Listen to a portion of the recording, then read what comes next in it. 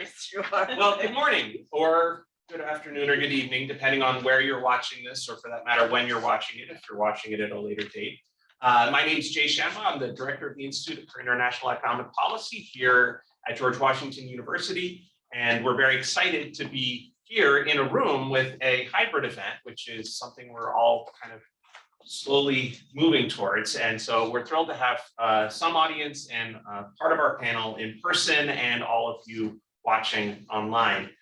So we're very, very happy to be hosting this event on gender inclusiveness in trade and to be partnering with the Association of Women in International Trade, as well as the Washington International Trade Association in hosting this event. For those of you who don't know us, IIEP is the Institute for International Economic Policy is a research center here at George Washington University. We specialize in all sorts of economic policy issues that relate to economic globalization, which is a mandate we interpret rather broadly. So it includes trade, as you see today, or development, poverty studies, international finance, climate change. We've done a lot of work around India's economy and China's economy as well over the years. So I encourage you to take a look at our website where you'll find future events, and you can also see on our YouTube channel any events that you may have missed. There have been many, so you probably have missed some. Later today, I should flag, for those of you who want to kind of stay in front of your computer all day, we'll be co-hosting another event with WTO on what can we hope for from MC12. So you could watch us talk about trade all morning long, if you'd like. I'd like to thank the support of the IIEP Executive Circle, and in particular, thank the group of Executive Circle members who have been really helping us launch and lift up the amount of work we're doing on trade policy this year with help of IIEP faculty affiliate Michael Moore. And in particular, I'd like to thank today's moderator, Lisa Schroeter, IIEP Executive Circle member. And so without further ado, I'd like to turn it over to the panel and to our moderator, Lisa. Well, thank you, Jay. And I think that's a great example of just how much is going on in the trade world these days. The fact that you could spend pretty much most of your day trying to figure out, as most of us are, what are we hoping to get out of the WTO Ministerial coming up? But more importantly, how are we using trade to really drive change and improve the state of our planet? And one of those key areas really is women's empowerment. So we're very excited. We know we've got a really great panel today to talk about a wide range of aspects. And as we've been doing with the Circle and with WTO, as well as with WIT, really looking to catalyze a conversation around what are we doing, not just what are we saying in this space. So really look forward to a very interactive dialogue, especially with our audience. So thanks for joining us today. And I'm really honored to be able to introduce some amazing women who are going to give us really different perspectives on where the action is on women's empowerment and how we can all get involved and drive real change. We'll start with Kendall Hembroff. And I should say, with thanks, I know everybody saw on the original note that went out, Nadia Bourely from the embassy was going to join us. She's a little busy hosting her prime minister today here in DC, as it happens in Washington, but we're thrilled that Kendall was still able to join us, particularly because I think she has one of the most active and challenging trade portfolios in the Canadian government. Kendall's the Director General for Trade Policy Negotiations at Global Affairs Canada, and has been since August 2018. In that role, she has responsibility to oversee bilateral and regional trade agreements, as well as multilateral engagements, so WTO, but that's also G20, G7, OECD, et cetera. And in particular, that means she's leading on the negotiations with the Pacific Alliance in India, as well as with ASEAN, which I think, if I remember seeing correctly in the news yesterday, is now really moving forward as full FTA negotiations. Prior to that, she's had other roles in trade policy in the negotiations branch at Global Affairs Canada, and that covering not only other geographies and major agreements like CPTPP in the Ukraine, but also some of the key areas that impact especially women entrepreneurs, such as digital services. After Kendall, we'll hear from Jamaica. And Jamaica is the executive director of the Global Innovation Forum. I know, I have my bios here. Jamaica Gayle, executive director of the National Foreign Trade Council's Global Innovation Forum. And what I've always been fascinated about with the GIF is that it really does focus as a nonprofit organization to bring together small business and particularly with policymakers. Obviously, that involves a lot of women entrepreneurs and women businesses, but really tying in how not only the policy environment affects small business, but especially how the digital world and trade world can really enable small business growth.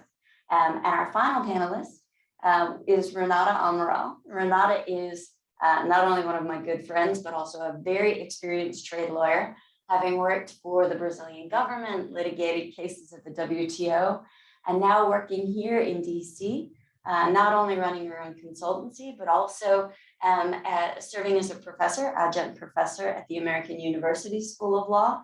And most importantly, for our panel especially, newly appointed to the WTO Gender Research Hub, and running in particular programs to engage women across Latin America and how trade can enable their business growth.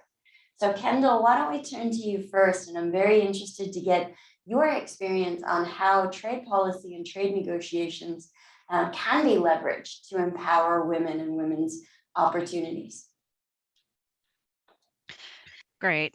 Thanks very much, Lisa, and good morning, everyone. Bonjour à tous et toutes. I am spending an awful lot of time thinking about how to make MC12 a success. So this event is really a great opportunity to be able to talk about the opportunity that we have in terms of moving the yardstick on trade and gender. Like in a lot of countries, Canada has a number of women-owned small and medium-sized businesses. They tend to be more concentrated, though, in services industries as well as retail. They tend to be smaller. They tend to have fewer employees, lower annual revenues. And it's actually really only a small proportion of our total number of SMEs that are women-owned. It's about 16%. And so that's an obvious area for improvement. And we really need to be able to find ways as well to be able to improve the likelihood that women-owned businesses are exporting. But when we talk to women-owned businesses, we hear that they tend to face higher rates of logistical and border challenges as compared to men who export. And so that's really why Canada's trade policy and our trade agreements are so important in terms of improving the overall success for women-owned businesses abroad. And so the government of Canada has made a very strong commitment in terms of advancing gender equality and women's economic empowerment, both at home and abroad. And it's been a major cornerstone of our feminist foreign policy, as well as our inclusive approach to trade. And the latter was really articulated following extensive stakeholder consultations and the realization in Canada that trade policy needed to more effectively support social, economic, and environmental policy priorities of the government at large. And it at its very heart reflects a desire to address concerns that a lot of Canadians believe that trade agreements only benefited the wealthy and large companies, and that they were negotiated in secret and overall limited the government's right to regulate. And so our inclusive approach to trade seeks to ensure that traditionally underrepresented groups in the economy and trade can benefit from and participate in trade, including women, SMEs, and Indigenous people. So there's a couple of different components to that. One is a more thoughtful approach to the way in which we conduct consultations. That includes, for example, the establishment of a gender advisory group that advises us on a whole range of different trade negotiations and related initiatives. We're also pursuing opportunities to be able to advance women's economic empowerment and gender equality through our bilateral and regional free trade agreements. And so we have been seeking dedicated chapters on trade and gender with willing partners, building on what we achieved with Chile back in 2017, but also what we have in place with Israel and the EU. The USMCA does not include a dedicated trade and gender chapter, but it does include some very innovative and responsive provisions related to gender. For example, we have a standalone provision on discrimination in the workplace, which supports the goals of eliminating discrimination in employment and occupation and promoting equality of women, as well as gender-related provisions in the investment and SME chapters. In fact, our leaders are actually meeting in Washington today, where they're expected to discuss the roadmap for a renewed US-Canada partnership, which provides new opportunities to be able to strengthen our relationship and work together, including through taking a more coordinated approach when considering issues that affect women. And finally, in terms of what we're doing in terms of our bilateral and regional trade negotiations, we're also applying a GBA plus analysis to all of our trade negotiations moving forward. And so we have now published a GBA plus looking at the gender-related impacts of our trade agreements for agreements with Mercosur as well as for CPTPP. Beyond what we're doing through our bilateral and regional free trade agreements, we're also supporting and promoting women-owned businesses through a number of different targeted services and programs through the Trade Commissioner Service. And that includes organizing and executing women-focused business delegations and trade missions. In 2018, we announced more than $6 billion of investment in a women's entrepreneur strategy, which seeks to increase women-owned businesses' access to financing, talent, and networks, and the expertise that they need in order to be able to start up, scale up, reach new markets. And then we received an additional $2 million per year to enhance export support services to women entrepreneurs. And this funding actually helps us to establish a cadre of officers at our regional offices across Canada, whose role is to provide dedicated services and support to new and existing exporters, in particular from some of the underrepresented groups, including women-owned businesses. And then more recently, we've also introduced a concierge service for underrepresented applicants, specifically for women and Indigenous entrepreneurs, to be able to provide them with guidance and help them apply for funding with the aim of making the program more inclusive. I want to be able to talk a little bit about our work at the WTO, especially given that we're now weeks away from MC12. You know, we've been working at the WTO for a few years to be able to try to remove barriers to women's participation in international trade. And much of that work began in 2017 with the Buenos Aires Declaration on Trade and Women's Economic Empowerment, which was endorsed by a number of members at MC11. We now have 127 members that have endorsed it. It would be really great to have the United States on board. And now we are working with like-minded members, including the United States, which has created an informal working group on women and trade at the WTO that included a very robust work plan to implement activities over the year leading up to MC12. MC12 is really the opportunity for us to both include language in the overall ministerial declaration that will be hopefully endorsed by ministers at the end of the ministerial. We're also working towards a separate ministerial statement on trade and gender, which will call for members to be able to develop a 2-year work plan. And that'll be really one of the first tasks that we have to turn our attention to after MC12. And ultimately, what Canada would like to see is for a gender lens to be applied to all of the WTO agreements, negotiations, and committee work, and to make gender a required element in the trade policy review mechanisms. So really what we'd like is for GBA Plus to become a standard practice across the organization, and in order to be able to help members to identify the types of opportunities for gender responsive and inclusive provisions in the negotiations and at the WTO more generally. And we've been very happy to see the traction on a provision that Canada had proposed in the Joint Statement Initiative on Domestic Regulation for Services, calling for non-discrimination between men and women, and very pleased to see members come to agreement on that. I think that hopefully will provide a bit of momentum in terms of other areas of work at the WTO, including ongoing negotiations on e-commerce and investment facilitation, where I think there are some good opportunities for applying a gender lens. We also see a lot of opportunities for gender-related considerations to be integrated in committee work. And I think the TBT committee in particular has done some good work over the last year in terms of looking at applying a gender lens in the development of standards. So, really, I guess maybe I'll just conclude my initial remarks, and I'm looking forward to the Q&A session, but really to say that there's been a lot of important work on trade and gender over the last few years, and we're really looking forward to future progress in the years to come. So thanks very much. Thank you, Kendall. Thank you for that rundown, because that clearly demonstrates a lot of very practical and pragmatic work going on. And certainly, the leadership that the Canadian government is bringing to a lot of these issues. Jamaica, I'm interested in your thoughts, your experiences. You've been working with the companies especially, and how does that agenda play out in terms of things that small business in particular needs to see changed or elevated or modernized in trade policy to create opportunities? Absolutely. Well, first, thank you so much for having me here today. I really appreciate the opportunity. So just first to start off with a little bit more background about the Global Innovation Forum. So we focus specifically on kind of the intersection between small businesses and trade. So that ends up looking a lot at the role of technology as well as trade policy and trade promotion programs in how that can help enable small businesses resilience, support their global journeys, and increase inclusive growth globally. And we do this through a variety of activities, including educational and awareness, kind of advocacy focused things, and just kind of engaging a global network of small businesses as well as NGOs and policymakers to kind of help articulate the challenges these small businesses are experiencing in the global marketplace. And I think a unique thing about GIF's work is that we do a lot of work speaking specifically with the small businesses, and that ends up being a lot of entrepreneurs that I get to speak with like every day, which is I love. And I think a really important takeaway from a lot of those conversations is hearing directly from them, like exactly the challenges that they're experiencing, like day to day in trade.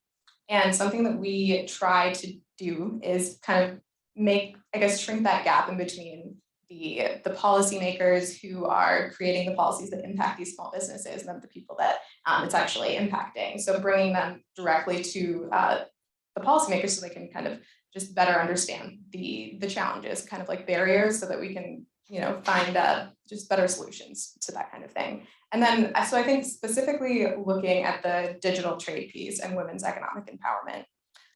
So trade has an just incredible potential to, enable women's role, just increased role in the economy, and decrease inequality. And I think digitization, specifically in digital trade, is an incredible path to kind of that access.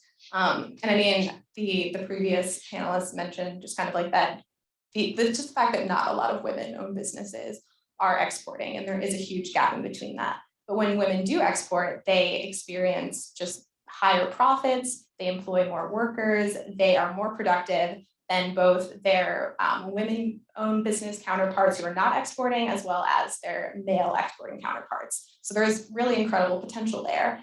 And digital tools and digital trade is a really great kind of path to getting over some of those traditional trade barriers. And I think, so when we think about digital trade, we're looking at the entire e-commerce ecosystem. So this is the communications tools, the marketing tools, the finance tools, just all of those pieces that together make it possible for women-owned businesses to access global markets and access all of the really great benefits that can flow from trade. And something that we really try to emphasize is the importance of that kind of universal access to that suite of digital tools. And that's not something that everyone, all women-owned businesses have in all parts of the world. And two, I guess beyond that they don't always have the suite of digital, just the digital capacity and skills to use those tools. So I think a big piece for us when we're talking about digital trade is also kind of targeting women for trade promotion programs, as well as looking at kind of getting them involved in just kind of digital skills and digital skills development, so that they can kind of bring back all of the different benefits and opportunities that can come from trade. And I think specifically there's a lot going on with in the digital trade space, in the trade and gender space. And I think with APEC specifically, we do a lot of work and have done a lot of reports for this year. One specifically was on women-owned businesses. So I interviewed 42 women entrepreneurs, 2 from each APEC economy, which was a great experience, and just kind of tried to capture all the different challenges that they were experiencing, put that together in kind of trade promotion, just recommendations. And I think APEC this year and as well as next year, it looks like, big priorities are women-owned businesses, Indigenous-owned businesses. And I think sustainability as well, and especially with the pandemic and kind of all these businesses having to start leveraging digital tools, that innovation piece, and making sure that businesses have access to that, because that's a really key piece to survival. I think I'll just end my remarks there, but looking forward to the Q&A. So I'm looking forward to taking a look at that report, because that sounds like that would be in a couple of weeks.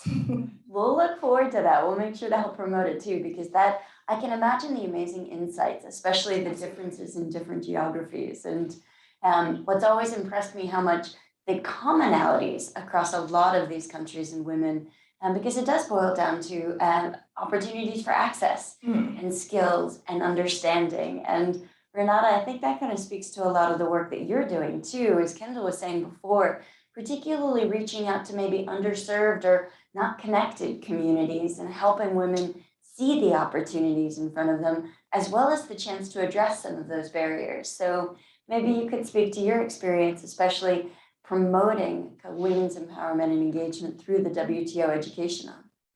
I think it was very interesting to hear both of you, because one of my main interests right now, and I think it's one of the roles of the Gender Hub, is to connect domestic policies, international policies, government roles, private sector, institutions like this one, educational institutions, because we have to integrate everything, right?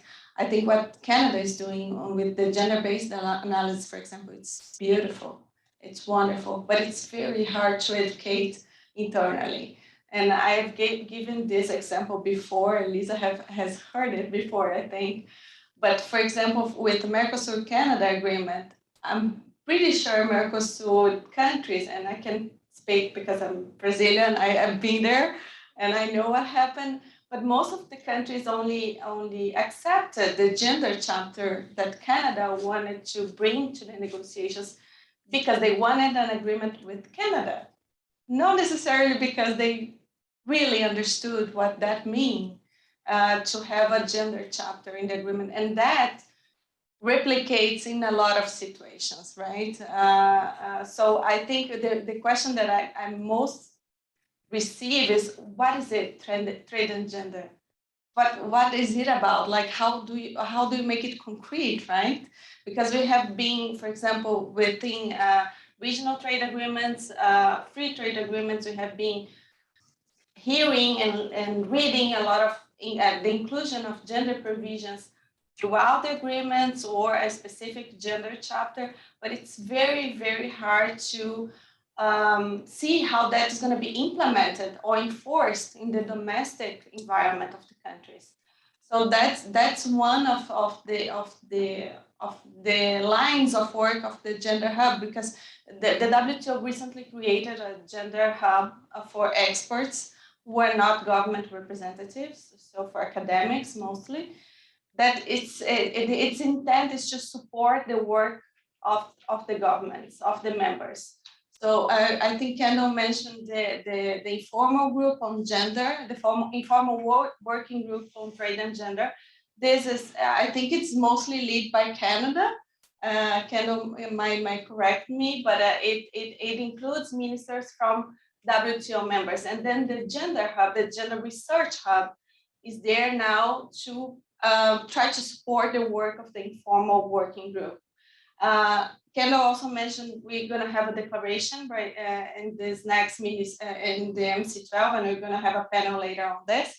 But we're going to have probably a declaration from governments, a statement actually talking about the development since the Declaration on Trade and Gender in 2017, ministerial ministerial conference that happened in Buenos Aires. And then with a working plan for the next 2 years until the next ministerial. The Gender Research Hub is going to work in between those times, actually. Next year, in 2022, we have a lot of events scheduled already. We're going to have a big event in December on trade and gender to showcase basically the work of the Gender Research Hub. We did had our launch in the previous WTO Public Forum. It was kind of weird, as we were talking about before the session. Was part of the group was in Geneva in a room. Part of the speakers were around the world, so it was interesting. Mostly like we're having right now, right? We have part of the. So it was interesting, but it was a good launch, and now we have around 32 researchers in the hub, and each one is focusing on a different perspective of trade and gender. Myself I'm focusing more on trade gender, on trade investment and gender, because I'm really interested in the role of the private sector, multinational enterprises, the domestic regulations. How do we enforce? How do we implement? So I think the research hub is going to have a really important role of trying to bring more what happens in real life, you know, because you have so many researchers involved, and we are really trying to explain to the public what is trade and gender, what is trade, gender, and investment, what do the provisions do in the agreements at the end of the day? Because most of us, I think we have questioned ourselves about that before. So I think we're gonna have a really special year next year. And from my experience from Brazil, I created an organization in Brazil in 2017 called Women Inside Trade. And it was funny because I created without the intention of being like a big international organization or NGO or anything, but it kind of grew alone because of the need, I think, we have as women to talk about it, to talk about where are the gaps, to provide mentorship, to provide training, to provide leadership, especially in countries like Brazil, developing countries and others that don't have really voices trying to work on those issues apart from the governments. So the initiative brings together academics, private sector, government representatives, and I think it's doing a very good job as other institutions around the globe. Here, you have women in international trade. I think they do an amazing job.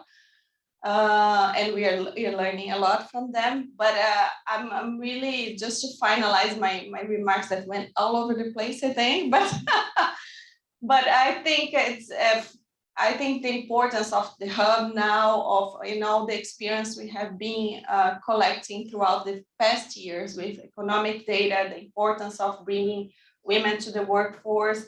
I think from now on, I think is the next step, how to implement, how to bring together domestic regulation, enterprises, small enterprises. How do we bring everything together to make it really work in the domestic sphere? Absolutely, Renata. And those are great comments. I think two threads especially, and to give you full credit for WIT Brazil, the Women Inside Trade Group, which demonstrates the power of our communities. Whether it's WIT Brazil or WIT Toronto, WIT in Toronto or WIT in DC, there's a lot about the women's community really does work together to reinforce, to provide that mentorship, to think about skills training, and to be a powerful voice for this kind of change. Mm-hmm. But I also appreciate you really focused on the implementation and the measurement.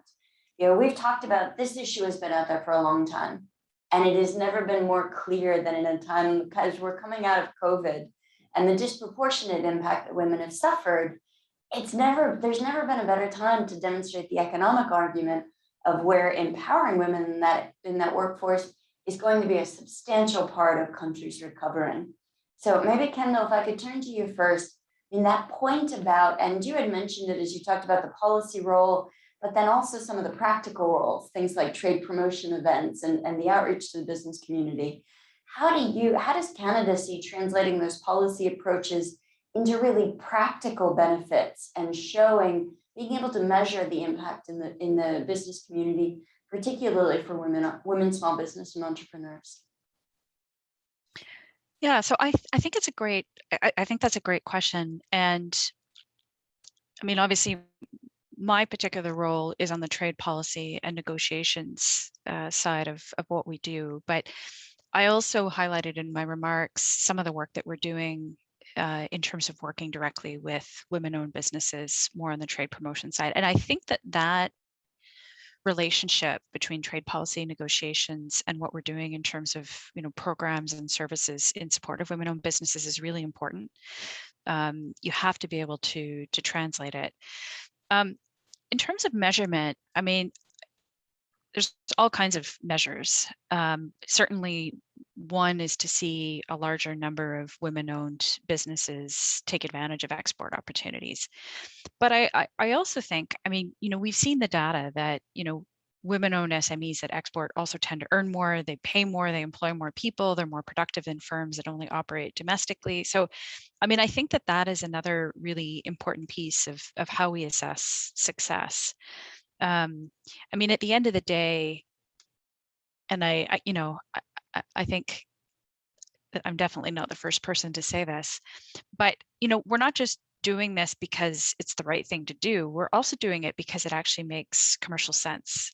And so, I think we need to be really mindful of the fact that if we're not including women-owned businesses in the economy, if we're not including them in global trade, well, then we're actually losing huge opportunities to be able to expand our overall economic growth and productivity. Very, very good point. Jamaica, that's kind of the same issue when we think about small business engaging, especially. And small business normally falling into that more resource efficient kind of space. They really want to see a return when they get involved in these kind of issues. How do you see kind of the benefits translating for small business? How do you see the opportunity to kind of bring their engagement on, but also show them that it's making a difference? Absolutely. So I think a big piece of that is one, connecting them like with the resources to be able to export. Because I think a big thing that I have taken away from conversations with small businesses is that one, they didn't know that a lot of like the resources, public and private, free or low cost, are even there. So the idea of exporting, I think, can often seem like very, very intimidating. And I think that also kind of extends into the space where we look at, I think, some of the burdens when you actually get to starting to export administratively, whether it's at like customs or just kind of like too many, just kind of like printed out paper pieces, and just like a lot of regulations that change like from here to there.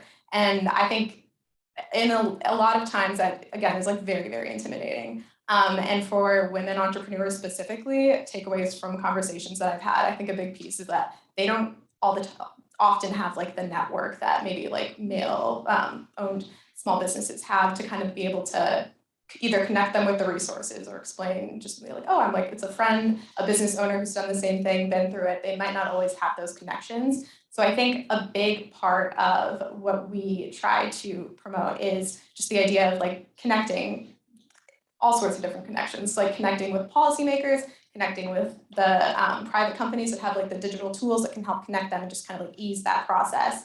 And then connecting them with other women entrepreneurs just to kind of share best practices, to kind of inspire. And I think that piece is very, very important and oftentimes underlooked. But I think it's a great point. And I think it really plays into like, I know for a company like mine, for Dow, that's supply chain diversity. And to your point about making the connections, how do we actually reach out beyond kind of the usual suspects in our network and look at some of those new entrepreneurs, innovators who could be an incredible part of that broader global supply chain opportunities. So connections are really key. And kind of, Renata, that speaks to your point too. I mean, when we think about the role that WIP Brazil is playing, kind of elevating some of these issues, as you mentioned, Mercosur governments may not have realized what they were committing to in the deal, but how do you see kind of that women's community, especially, really pushing for those tangible benefits and, holding their governments accountable to deliver on the opportunities for them? How can we be more helpful, kind of elevating that voice so that there is real change? I think, and I'll say from my own experience, I didn't know how strong those communities could be. But I can give you some good examples from Brazil. Actually, when Bolsonaro was elected president, we sent several letters to him. We published in the news, trying to make the government aware that we need more women in leading roles in the government. That actually worked to some extent, but I think this was an example of things that we could do. We send, for example, letters to Paulo Guedes, Minister of Economy, talking about trade and gender, the importance of being aware of what's happening with women, not necessarily worked very well so far, but actually I'm trying to give you an example of the power of those communities. I think one thing that I didn't expect at all to happen, we have now informal partnerships with ITC, with American University, with WTO. We have done a lot of things together. We have done things together with the Global Affairs Canada. So with WIT, of course with DC. So I think it's beautiful how when you raise a voice, a lot of people come together and kind of feel what you're feeling. And I think us as women, actually, we know what we're talking about. The difficulty is to explain.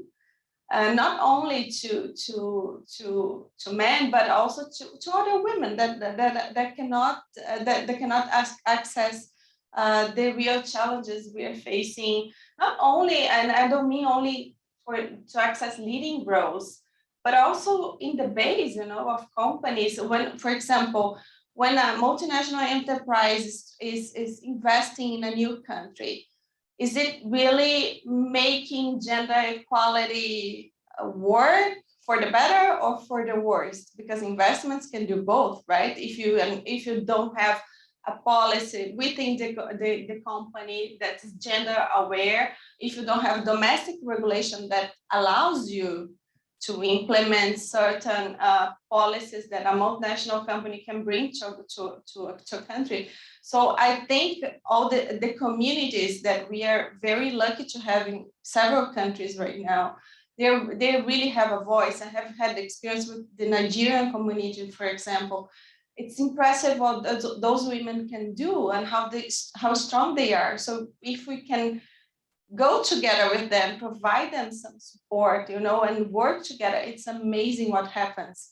So I'm nowadays, I'm really, I try to tell to everyone I meet, like, raise your voice. There is a whole community out there, don't be shy, because I don't know here, I cannot speak for the US, but I come from a very sexist country, so it was very hard to bring women together, actually, to show their concerns, to show they're not happy with what's happening.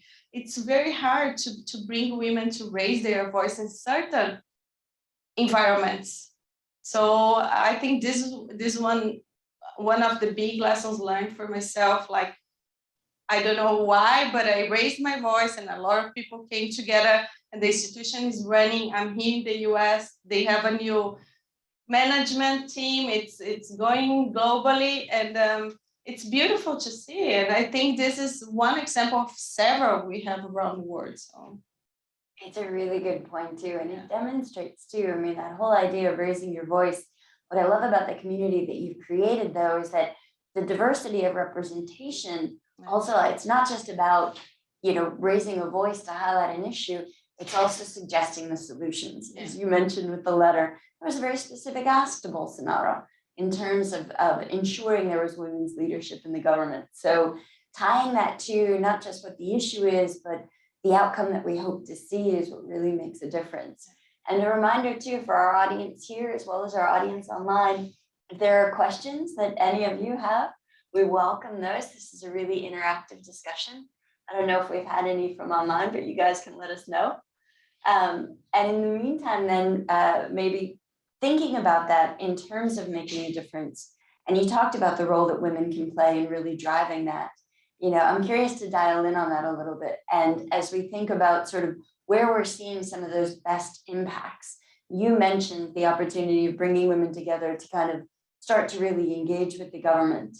Are there other best practices or lessons learned, things that you think that women should be focusing on in terms of how to express their voice and really kind of make a difference? Maybe Jamaica, I can start with you on that question. Absolutely. So I think just back to the, larger issue of access to those networks.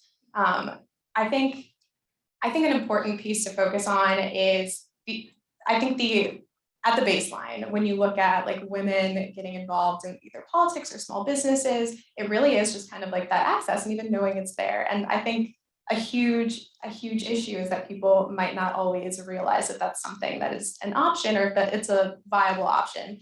And like when looking at that, it's, I guess, supporting women and trade is not only like the right thing to do, it's the smart thing to do financially. I think that I might botch this number, but I think there's like a World Bank statistic about if men and women were to participate equally in the economy, it would increase the GDP by like 20-something%, which is that's significant. And that's the fact that women and governments, not all governments are trying to lift up their like women-owned businesses or women in the workforce. They are losing out on a huge, significant piece of their just like full potential.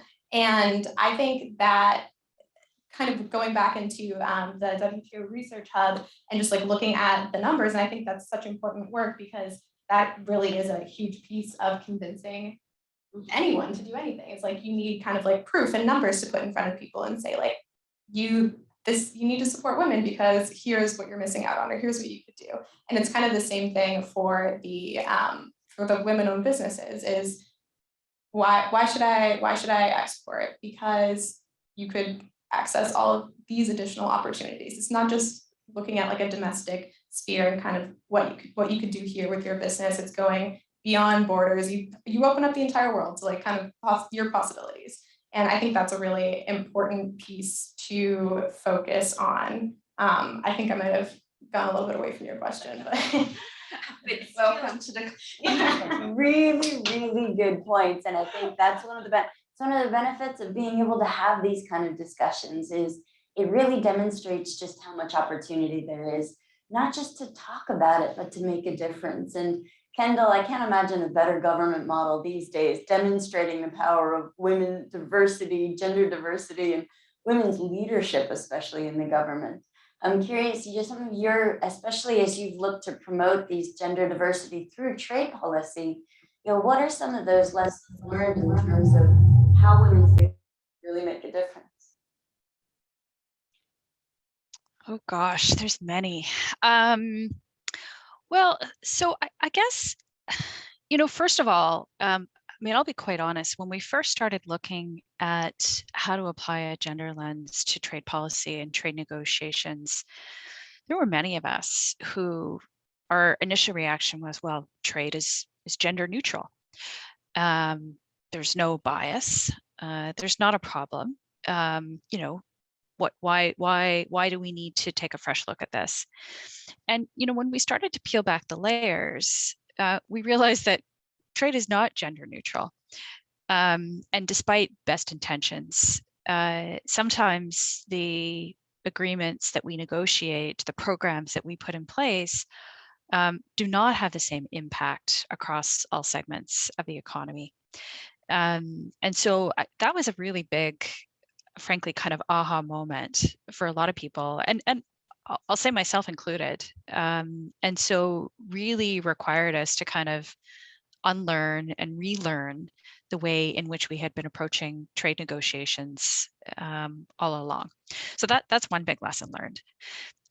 I think the other is, we obviously spend a lot of time dealing with foreign governments who, all have really different perspectives on this and have different domestic situations. But, one of the big things, that we have really kind of struggled with is that not all countries see gender as a trade issue. And so that's another piece of the puzzle. And really, ultimately, what it has come down to is emphasizing the fact that we just can't afford to leave people behind. And so ultimately, what we're trying to do is make sure that we are bringing everybody along in terms of the opportunities that we're trying to create through international trade. So I've just given you a couple of examples, but there's one last point, actually, Lisa, if that's okay, that I wouldn't mind making. The way in which you phrased the last question I found interesting, which is kind of about how women can kind of help women. And I actually think that is doing ourselves a little bit of a disservice too. I think that the other really important lesson learned for us is it can't be just women talking to women about the importance of trade and gender. We have to be engaging everyone. And so I think that's another really important lesson learned. Oh, absolutely. I have to say, it's one of the programs I always love highlighting the Australians, their Champions for Change program. It was a really good example of they made an initiative for male CEOs to sign on to that pledge and to really get them thinking of, if they're invited to a panel, is there diversity in that panel? They're serving on boards, is there diversity in that? Just really opening the eyes to even that conversation and to make that commitment that, when they choose to engage, they also choose to drive that diversity and balance and representation. And, there are places like that that are very practical and a way to start. But as you said, Kendall, it's got to be about the entire community. So I'm curious, Jay, I don't know if we want to highlight, I think it looks like we might have a couple of questions. So we have 2 questions. The first is from Aina Krupinski-Puig, and she asks, where can we find the research being worked on in the WTO's Gender Research Hub? Is the platform publicly available or only accessible to OECD, UN, or WTO researchers? It's not available yet. We're gonna have our web page launched after MC12.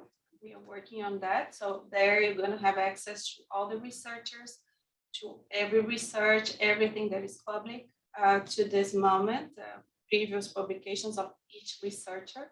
And then next year, we're gonna have a really joint work of all the hub, all the researchers together. And we are planning to have a big publication in the event, and it's a symposium that's happening in Geneva from 5 to 7 of December, if I'm not mistaken, 5, 6, 7 of December.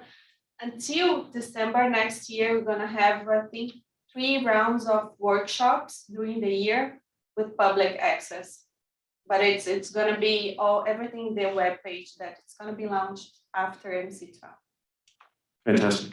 And I think that sounds like something where a number of our organizations involved, we can think about maybe some panels discussion around There you go. bringing the hub out to the community. And for anyone who's already or you're not on, witcwit.org. You can go to our website if you're on our mailing list. I know we'll be promoting out the launch of the hub too, and making sure that everyone has access to that public platform. Yeah, well, the only thing that is public, it's actually the launch, like the informal launch of the hub. We had the public forum, the last one 2 months ago.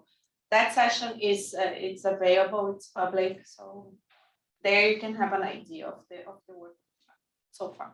Fantastic. The next question says, what have you found to be the best approaches for an export promotion project, particularly at women-led businesses? Great question. Kendall, you mentioned some of the trade promotion work, especially looking at it from that export lens. Are there examples from Canada? Well, so maybe I can focus on what we've done in terms of women-owned trade missions and business delegations, because I think we've actually had some really good success there. And, I think in particular, when we have organized these types of events, we've really made a concerted effort to make sure that we're connecting women-owned businesses with corporations that are committed to doing business with diverse suppliers. We have also made sure that we're providing women that are participating with pre-departure and on-the-ground knowledge and insights. We've organized these types of events, for example, in the context of our promotion of our agreement with the European Union or CETA, where we had business delegations to Germany and the UK, France and Belgium. We've also done women-focused business delegations in the U.S. And have connected women-owned businesses at some of the key supplier diversity events, such as Go for the Greens and Women's Business Enterprise National Council, the National Conference of Business Fair. So I think that has been one tool that we have really been able to leverage. And it just so happens that we have a Minister of International Trade that is female, our Chief Trade Commissioner as well, Sarah Wilshaw, also a woman. So I think there's a lot of momentum behind this right now, and it generates a lot of interest when we organize women-owned trade missions.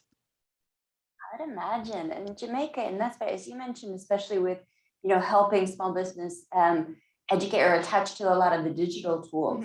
What are the lessons learned that you've seen in especially helping them to look at export promotion? Absolutely. So one of the initiatives that we have is an initiative called Startup Global that is a partnership with the Commerce Department's International Trade Administration. And so we have kind of like an ongoing series of events, which have all been virtual the past year and a half plus.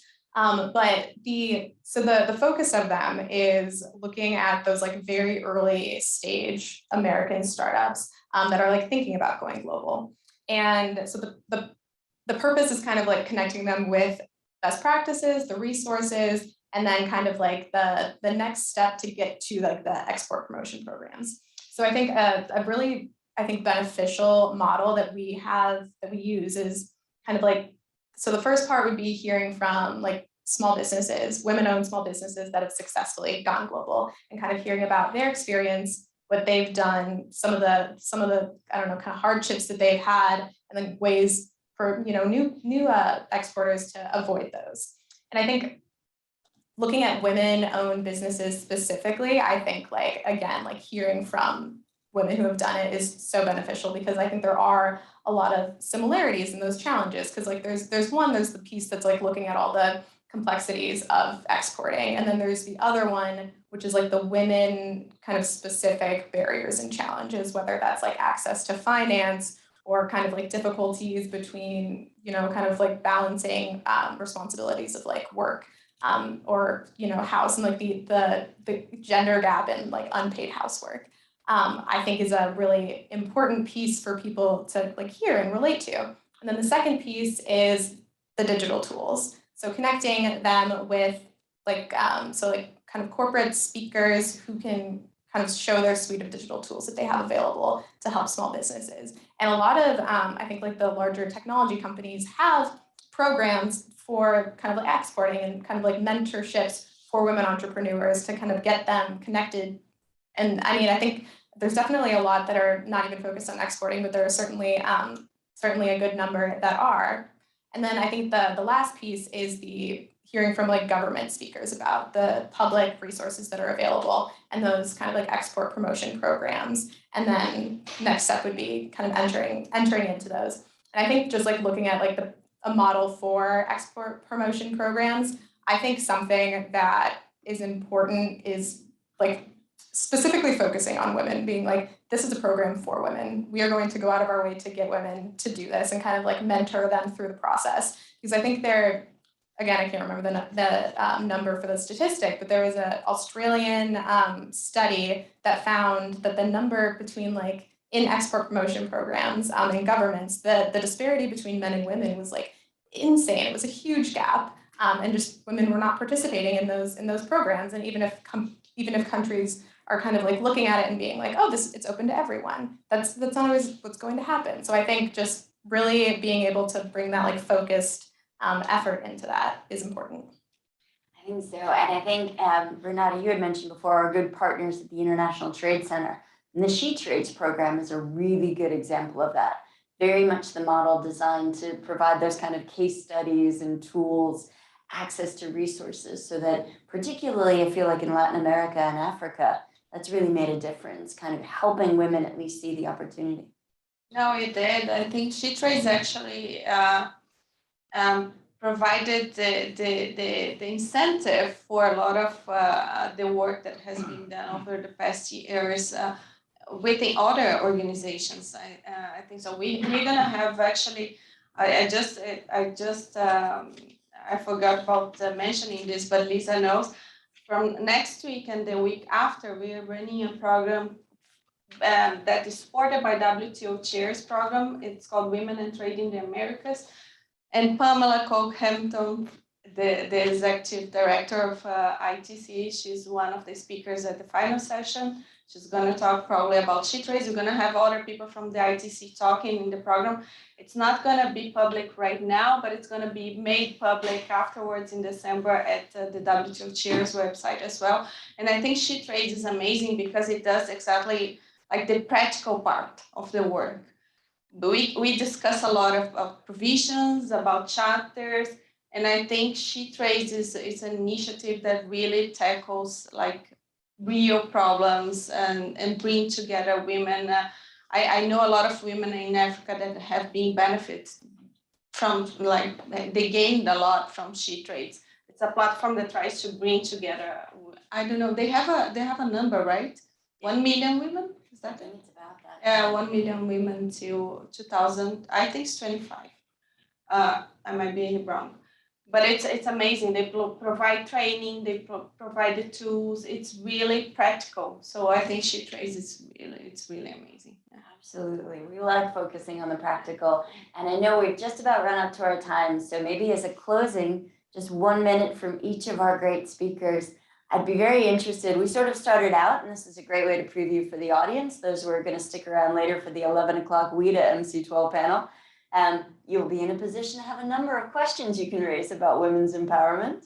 But I would love to maybe wrap up with your thoughts on what you hope comes out of the ministerial. We've talked about a statement, but that's a statement to drive a work plan. Knowing that we've got Dr. Ngozi, our own first female Director General at the WTO, what is your hope of what we get out of MC12? We're going to go backwards. Renata, I'll start with you. I think the same we expected or we hope from COP, right? Like we want to see results, practical results, and really from where I see, I think that the statement that's coming out, it's more practical than the ministerial declaration that we had. It has more, I think, commitments that goes to the ground, but it's really not only a matter of the ministerial statement, the declaration that's coming out, but how do we make those governments that are committing and the ones that are not implement those and bring those ideas to their domestic environment? Because the WTO can do whatever but if it doesn't come to the domestic environment, it doesn't make any difference. So it's beautiful what's happening. I think it's worth it. It's very important. It provides a sign of commitment of the members with trade and gender, but yeah. Jamaica, your thoughts? Absolutely. So I think a really, really great point, just kind of bringing everything back domestically and starting to think about how that can happen. But I think for MC12, I guess looking at digital trade and e-commerce specifically, I think as a larger kind of like high view at creating a more enabling environment for small businesses, which then affects and benefits women-owned businesses. Just for, I guess, specifically with the JSA on e-commerce, I think it is so important to just kind of create that universal access to digital tools and make sure that these small businesses can access the tools that like allow them to just run their businesses, which is, that's the point. And I think that's a huge benefit to small businesses and women and underserved businesses as an extension. And I guess another thing just with MC12, I think just looking forward to seeing what type of progress and deliverables the Aid for Trade specific work stream on gender is going to, I guess, just progress there. It's a great way of showing how tangible outcomes of the WTO can translate to tangible benefits. Kendall, last word? Yeah, but I hinted at some of the things earlier in terms of what we would like to see. And I agree with Renata. I mean, a work plan is a work plan, but really what matters is what's in it.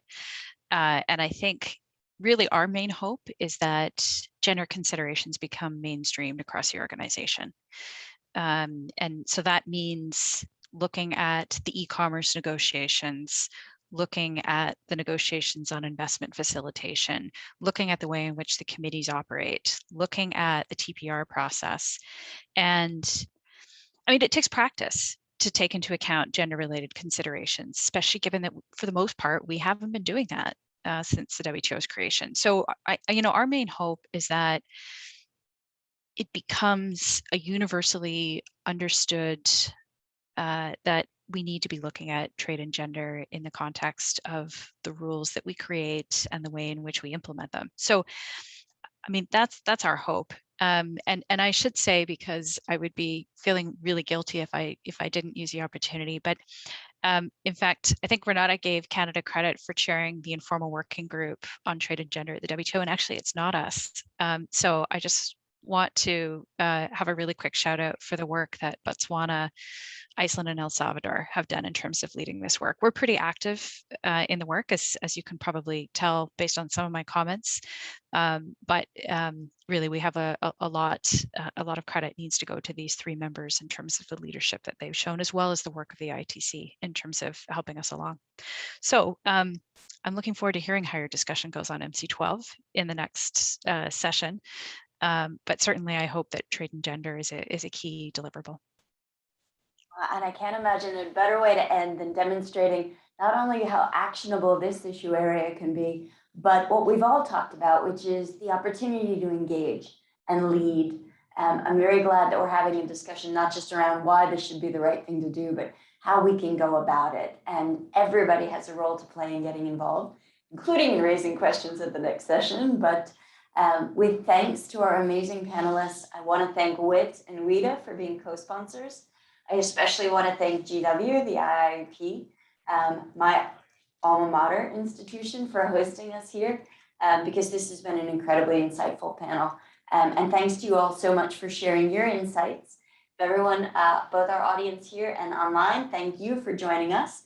If you'll join with me in thanking our great panelists, we'll close out this conversation and look forward to further. Thank you, guys.